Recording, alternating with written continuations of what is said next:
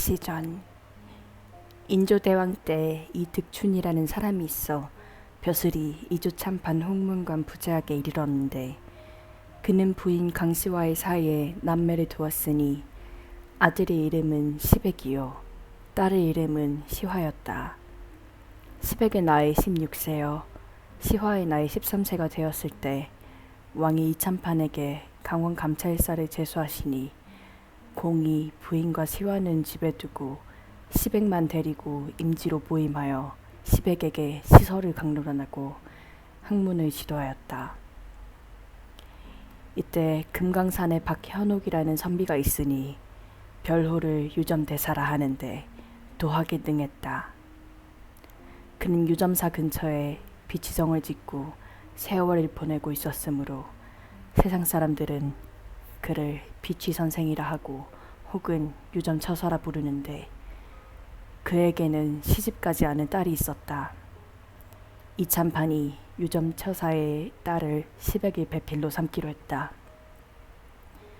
세월이 흘러서 이듬해 봄철이 되자 왕께서 이공에게 벼슬을 돋우어 이조 참판 겸 세잡 임객을 제수하고 조정으로 불러 짐을 도우라는 분부를 하셨다. 이럭저럭 박처사와 상약한 일이 다가왔으므로 시백을 데리고 금강산에 이르러 박처사 집을 찾아 아들의 혼례를 올리고 박처사와 함께 술잔을 나누며 즐거워하는데, 신랑 시백이 신방에서 뛰어나왔다. 아니, 너는 왜 신방에서 뛰어나왔느냐? 그런 경거망동으로 나를 욕되게 하려느냐? 소자가 들어갔을 때에는 신부가 없더니 나중에 들어왔는데 마치 무서운 천신의 끔찍한 괴물 같은 여자라 경악하였습니다. 그런데 몸에서 더러운 냄새까지 진동하여 토할 것만 같아서 급히 나왔습니다.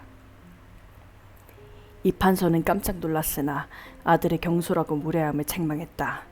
시백은 부친의 명이 엄격한지라 다시 신방으로 들어갔다. 그러나 신부를 다시 보기가 싫어서 닭굴기가 무섭게 외당으로 달려나와서 우울하게 나를 보내었다. 하루는 박소저가 시부먹게 문안하고 절한 뒤 엎드려서 이판서에게 아뢰었다. 내일 아침에 노복을 종로 여각으로 보내어 거기서 매매되는 수십 필의 말 중에서 제일 못난 비루먹을 말의 값을 물으면 7냥을 달라고 할 것이니 못 들은 채 하고 300냥을 주고 사오라 하십시오.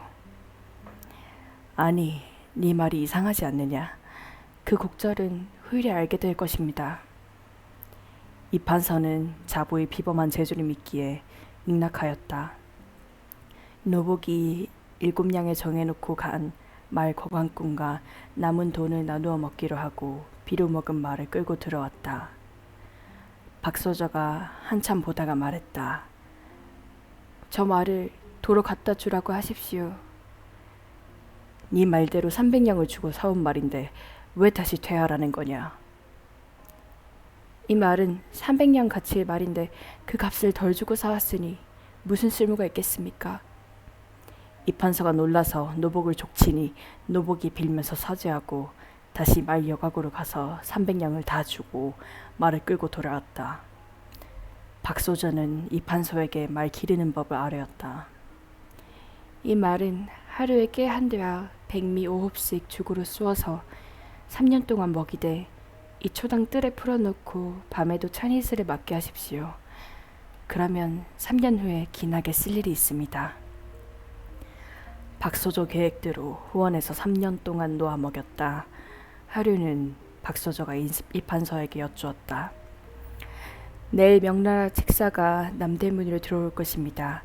믿을 만한 노자에게 분부하여 우리 말을 끌고 가서 기다렸다가 칙사가 값을 묻거든 38,000냥에 팔아오라 하십시오.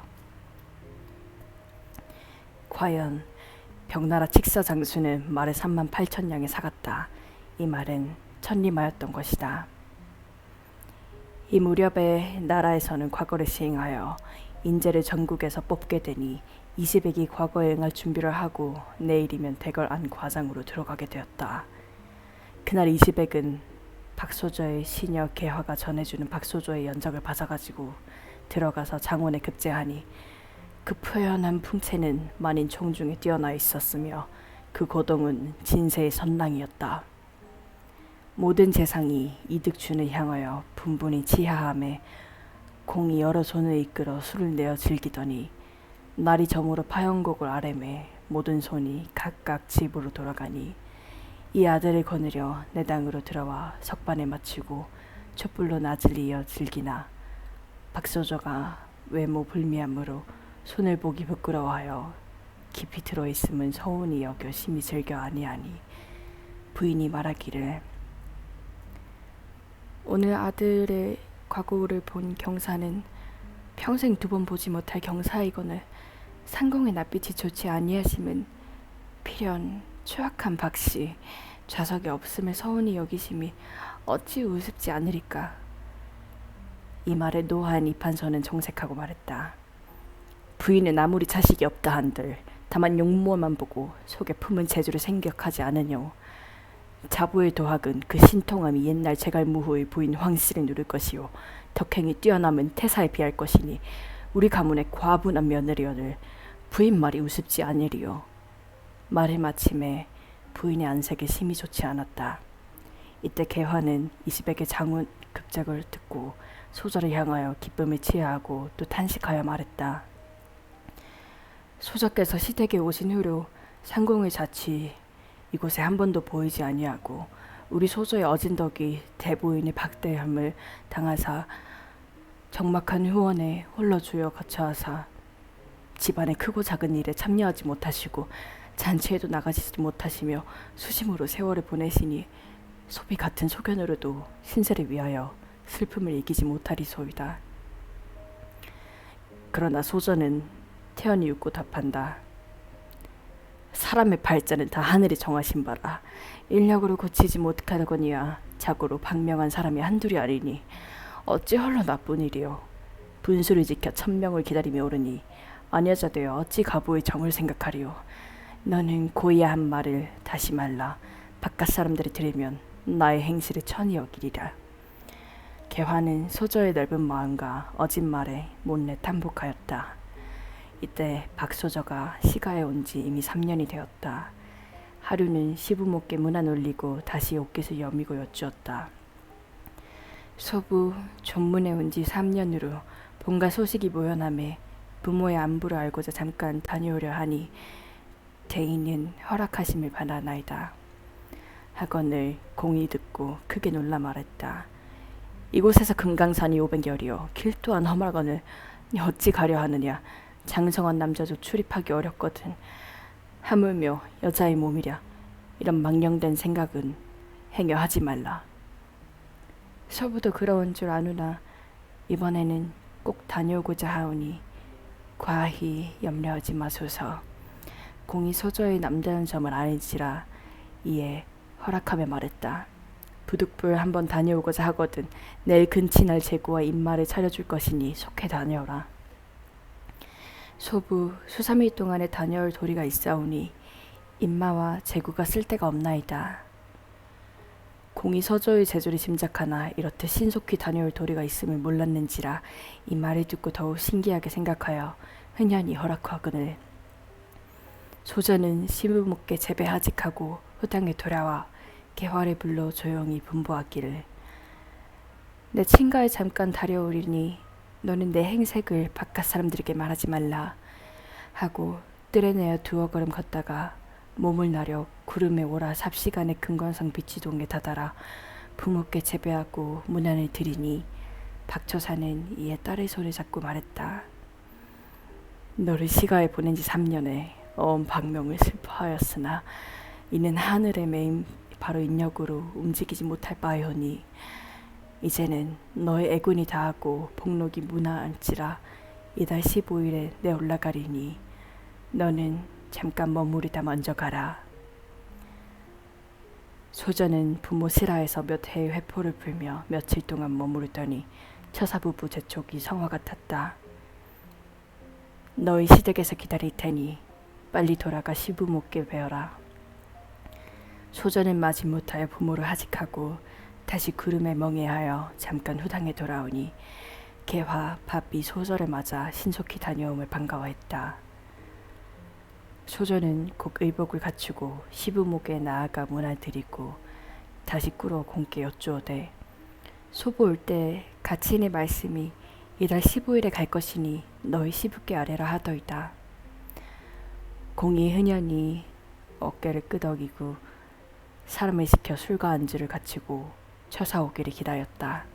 과연 15일에 이르러 달빛 맑고 바람 맑은데 호련 반궁으로부터 하기 소리가 나며 처사가 구름을 타고 내려오거늘 공이 황급히 뜰에서 내려 처사를 맞아 방에 들어와 예를 마치고 자정하매 공자 또한 일관을 갖추고 처사를 향하여 절을 하고 문안드리니 공자의 뛰어난 풍채일 때 영울 호걸이라 하는 처사의 황홀하고 귀중히 여겨 공자의 손을 잡고 이판서를 향하여 말았다.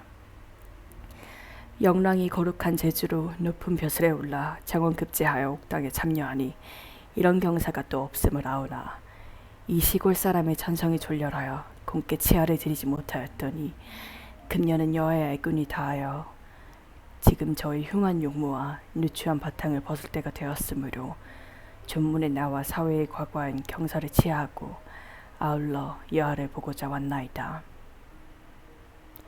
공이 처사의 말에 무슨 뜻인가 들어있음을 짐작하고 기쁨을 이기지 못하여 주객이 술을 나누며 밤의 깊음을 깨닫지 못하더니 문득 닭의 소리가 요란함에 처사 비로소 소조의 침소에 들어가니 소저 급히 마루에서 내려 부친을 맞아 절을 올리고 문안하니 처사는 흔연히 딸의 손을 잡고 마루로 올라 남향하여 소리를 앉히고 웃으며 말했다. 금년으로 너의 애군이 다하였도다 하고 주문을 외며 소매를 들어 소조의 얼굴을 가리키니 그 흉하던 얼굴의 허물이 일시에 벗어지고 옷같이 거운 얼굴이 드러나거늘 처사는 쾌히 웃고 말했다. 내 이 허물을 가져가고자 하나 남의 의혹 없앨 길이 없으리니 시부께 말씀하여 괴를 얻어다 이를 넣어 시모와 가장에게 보여 의심을 풀게 하라. 오늘 이변하면 이후 70년이 지나야 부녀가 다시 만나리라 하고 밖으로 나가 이판서에게 이별을 고하며 당부했다. 이후 혹 어려운 일이 있거든 자부에게 물으소서.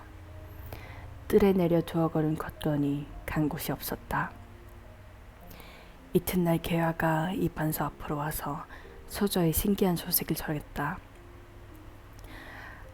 어제 처사가 다녀가신 후로 우리 소저께서 얼굴에 허물을 벗고 절세기 부인이 되었기에 이런 신기한 술법에 놀라서 대감께 아뢰옵니다. 이판서가 기뻐하면서 후원의 초당으로 달려가 보니 그처럼 흉하던 며느리가 절세의 미소저로 변하여 있었다. 제가 전생의 죄가 크므로 얼굴에 흉한 허물을 쓰고 세상에 태어나서 수십 년의 애군을 채웠기로 하늘이 가친께 명하여 본향을 회복하여 주셨으니 의심치 마십시오. 시부모는 반신반의하며 벗은 허물을 본 다음 확신하게 신기하게 여겼다. 이때 왕은 이시백의 제덕을 살아가고 벼슬을 도도 병조판서를 제주하시니 시백의 처녀를 살해하고 집으로 들어와서 부친을 배웁자 부친이 꾸짖었다. 너는 지난 일을 생각하지 못하느냐? 지금 무슨 면목으로 악인을 보겠느냐? 네 위인이 그렇게 어리석으니 국가의 중임을 어떻게 감당하겠느냐?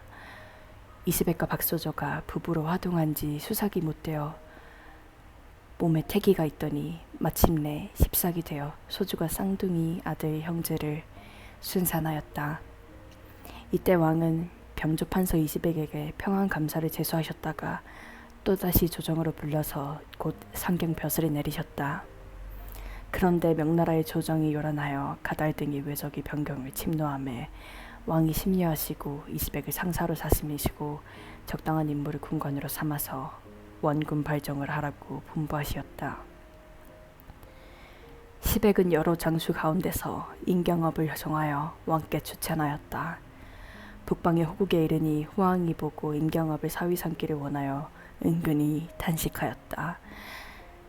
내가 조선의 차 황복을 받고자 하던 차 뜻밖의 가덕의 침범으로 조선의 인경업을 덕을 보므로써 조선에 뛰어난 명장이 있음을 보고 그만큼 조선의 위세가 장엄함을 알았으니 앞으로 조선을 깔보고 벗어나지 못하겠두다. 옆에서 이런 호황을 말은 들은 공주가 뜻밖의 말을 했다. 부왕마마는 염려 마십시오. 제가 조선에 나아가서 이시백과 임경엄을 없애버리고 오겠습니다.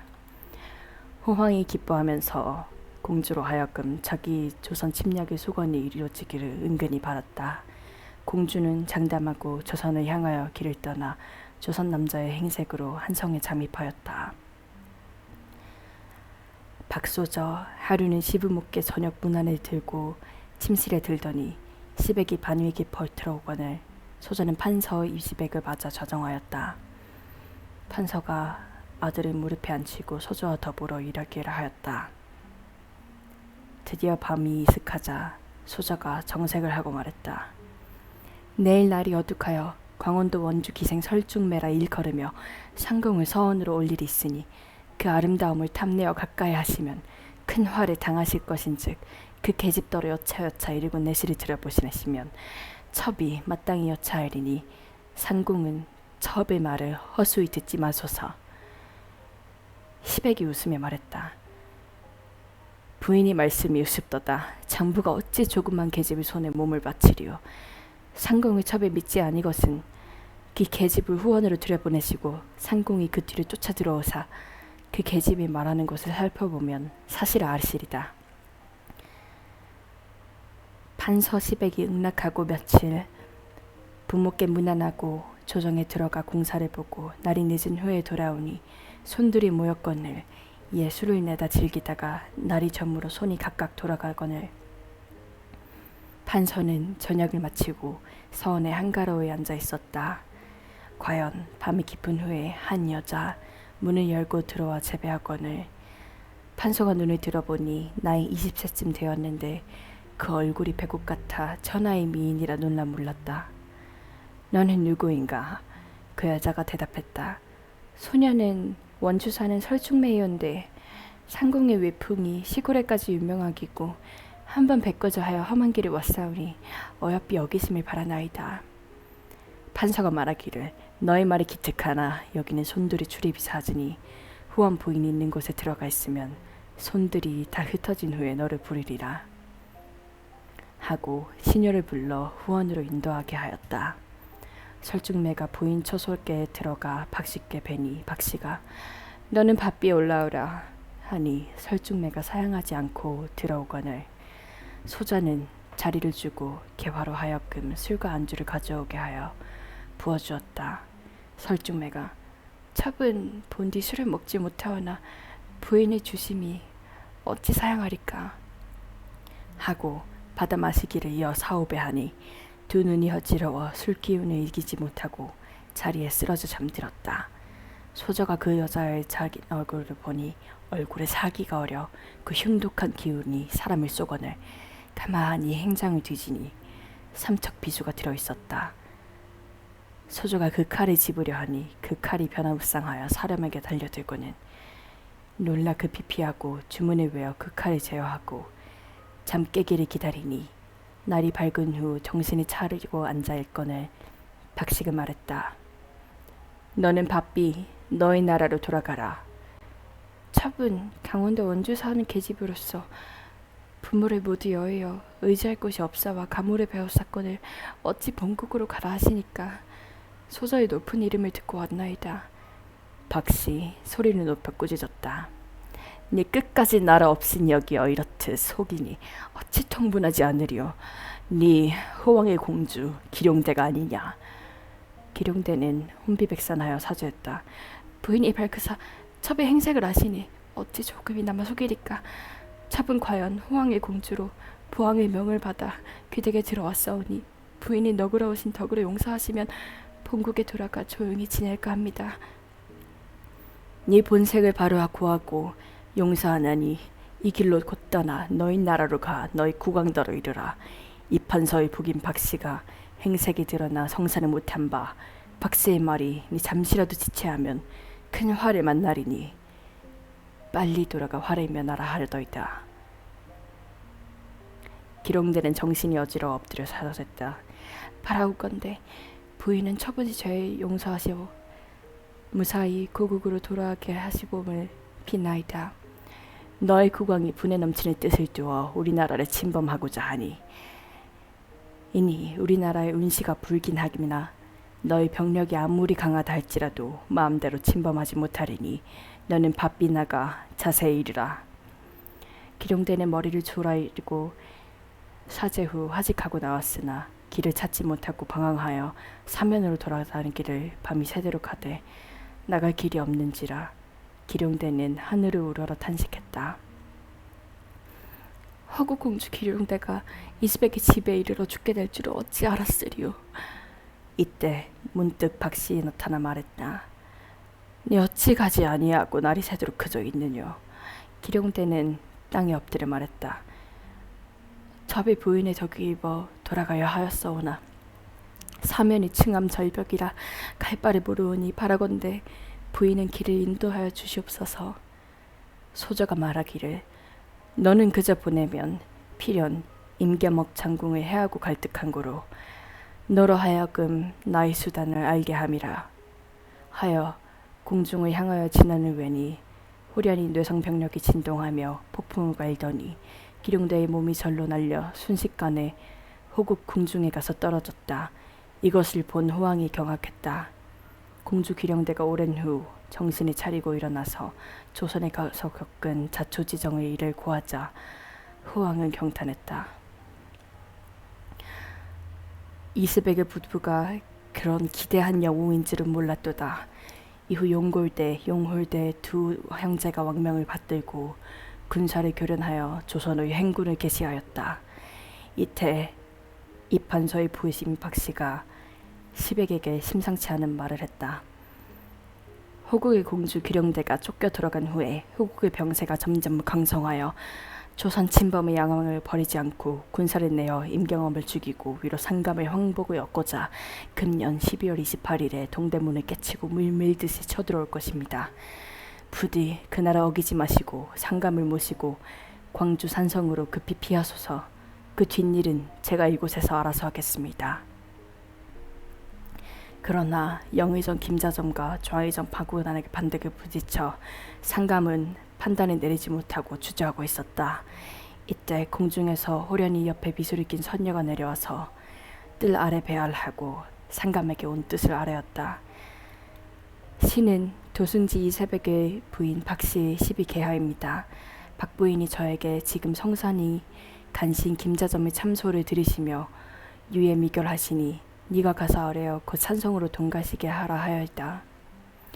개화는 뼈들고 왔던 칼을 칼집에 꽂고 앞에 두었던 큰 만두석을 번쩍 들어서 피난을 반대하고 있는 재상 김자점과 박운학을 겨루고 큰 소리로 꾸짖은 다음 다시 상감께 아뢰었다. 만일 이 밤을 지체하시면 큰 화를 당할 것이니 저희 주인 박씨의 말을 범연히 듣지 마시고 곧 피난하소서. 상감은 이스백을 이쪽 반서검 광주 유수로 명하시고 그의 호위 아래 산성으로 떠났다. 이때 용골대가 한성에 침입하여 보니 국왕이 이미 피난하고 대궐에 없으므로 아우 용월대에게 서울을 점령케 하고 스스로 기병 5천을 거느리고 광주 산성으로 추격하여 성중을 향해 총을 쏘매 화살이 비오듯했다. 상감이 이런 혼란으로 어쩔 줄 모르고 망연질색하고 있을 때 공중에서 호련히 큰 소리가 들려왔다. 상감께서는 항서를 써서 용골대에게 주소서. 용골대는 세자대군 삼형제를 볼모로 잡아가고 난리는 일단 끝날 것입니다. 신첩은 다른 나라 사람이 아니라 광주 유수 이스백의 처입니다. 신첩이 한 번 나아가 칼을 들면 용골대의 머리와 호병 3만을 풀베들 할 것이니 천일을 어기지 못함이니 신첩의 죄를 사하소서. 용골대는 항서를 받은 후에 세자대군과 왕비대전을 데리고 광주를 떠나갔다. 한편 개화는 박씨 집이 후원에 용월대의 머리를 베어 박부인에게 드리니 부인은 그놈의 머리 높은 나무가지에 나무에 두었다가 그놈의 형 용골대가 와서 보고 낭만케 하라고 일렀다. 그 후 용골대가 한성으로 들어와서 동대문으로 들어오다가 용월대가 박씨 12개화에게 죽었다는 소식을 듣고 녹이 충천하여 병력 같은 호통을 치자 박 부인은 개화를 불러서 명했다. 네가 저놈을 죽이지는 말고 간담을 서늘케 해서 우리 도술의 솜씨를 보여라. 개화가 맞아 싸운 지 10여 함에 용골대는 개화의 무술 실력에 당하지 못할 것을 알았으나 허세를 부리고 큰 소리로 꾸짖으며 300근 철퇴를 둘러매고 개화에게 달려들었다.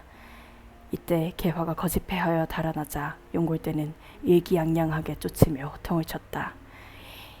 이년, 네가 달아나면 안 잡힐 줄 아느냐. 개화가 잡았던 칼을 공중에 휘저으며 진안을 외우매 모래와 돌이 날리고 사방에서 어두기면의 병졸이 아우성을 치고 에어싸 들어오고 눈과 비가 크게 퍼부어서 순식간에 물이 한 길도 넘으니 용골대 수족을 놀리지 못하고 혼비백산하여 살려달라고 애가랬다. 네가 그럴 뜻이라면 왕대비 전하를 이림으로 모셔오너라.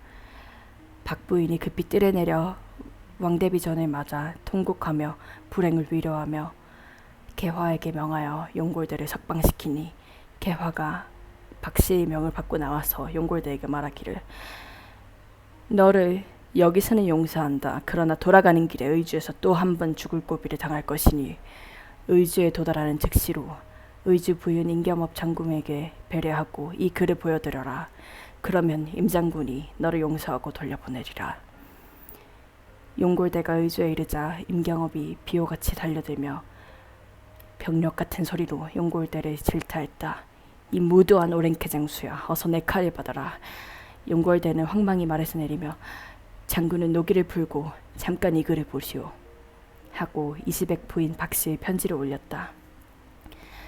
이번 우리 조국의 국운이 불길하여 이런 일을 당하였으나 하늘이 후국과 조선 주나라가 종속관계가 되라고 정하신 운수여서 용골대가 삼강의 항서를 가지고 가자 세자 대군 사명제분을 모시고 귀국하는 것이니 장군은 분한 마음을 진정하시고 이 일행을 무사히 가게 합류하여 3년 후에 세자를 무사히 환국하게 하시gem이 상책입니다. 장군은 부디 이 말씀을 듣고 믿어주시기 바랍니다. 상감은 상성에서 나와라 항서와 함께 왕대비 전하와 세사군은 후국에 보내시고 침식이 불어나던 중 하루는 공중에서 선녀 한 명이 내려왔다. 신첩은 광주 유수 20액에 쳐 박씨로소이다. 경의 지략을 매약 방통하는 중 이제 경의 신형을 보게 되니 과인이 마음이 매우 기쁘오. 임금은 20액의 호의를 받으며 서울로 향발하여 항공하셨다. 그 후에 상감은 20액을 의정부 의정에게 대강 보국을 제수하시고 부인 박씨도 충렬 정령 부인으로 봉하시고 부부의 충성을 항상 칭찬하여 마지 않으셨다. 어느 주 세자가 호구에 잡혀간 지도 3년이 되었으므로 왕대비전과 상감이 주야로 군심하고 계시던 중 임경업이 자원하여 발정한 후 2달 만에 호국에 이르러 왕자 사명제를 모시고 귀국하니 이때 전임 여의정 김자점이 이시백과 임경업을 시기하여 어명이라는 거짓말로 먼저 임경업을 잡아서고 옥에 가두고 역적으로 몰아 죽였다. 이에 이시백이 김자점의 음노로 폭로하니 상감이 노하여 김자점의 목을 베고 그 처자도 목을 베고 죽이게 하고 가장 진물을 몰수해버리셨다. 그해 가을 9월 초순에 상감이 승하하시고 세자가 19세로 즉위하니 연소한 임금을 보폐하는 이시백의 재상의 높은 이름이 일국에 진동했다. 그리고 그의 아들 형제가 모두 과거에 급제하여 하나는 평안감사를 하였고 하나는 송도유술이 지냈는데 각각 애민의 정사를 하여 청렴하였다. 그 후 3부자가 함께 조정해서 나라의 충성을 다하고 자손을 교훈하여 부귀를 더하며 관문을 빛내니 세월이 흘러 이시백공의 나이가 80이 지났다. 어느 해 가을 9월 보름께 달빛이 휴양에게 밝음으로 공이 부인과 더불어 원월대에 올라서 남녀 자손의 좌우에 앉히고 즐거운 잔치를 베풀던 중 공이 손수 잔을 들어 두 아우들에게 주면서 뜻밖의 유언을 했다. 내 소년 시절의 일이 어제 같은데 어느새 80이 지났으니 세상 일이 일전충몽이구나. 우리 부부는 세상 면분이 다하였으니 너희들과 연결고자 한다. 그므로 너희 형제는 조금 더 슬퍼하지 말고 자손을 거느리고 길히 영화를 누려라. 그리고 모든 손자를 일일이 어루만지고 상을 물린 뒤에 부부가 나란히 누워서 자는 듯이 운명하였다. 상감이 이시백공의 별세 소식을 들으시고 또한 비감하시며 예간을 보내어 영전에 조활하게 하고 부위를 후히 내리시는 한편 시호를 문중공이라 하고 박씨 부인에게는 충렬비를 봉하여 추증하셨다. 박씨 부인의 12개화도 상전을 따라 역시 병없이 자는 듯이 죽었으므로 이판서 현재는 더욱 비감하였으나 상례를 존절하여 입간 성복하고 길이를 택하여 선산에 안장하고 연막을 짓고 살면서 조선 고급으로 3년 상례를 지성으로 모셨다. 상감이 이러 형제의 충효를 아름답게 여기시고 다시 중임을 맡기시니 형제가 더욱 극진한 충성으로 임금을 섬겨서 자기가 일품에 이르고 자손이 객객승승하여 대대로 충성을 다하였다.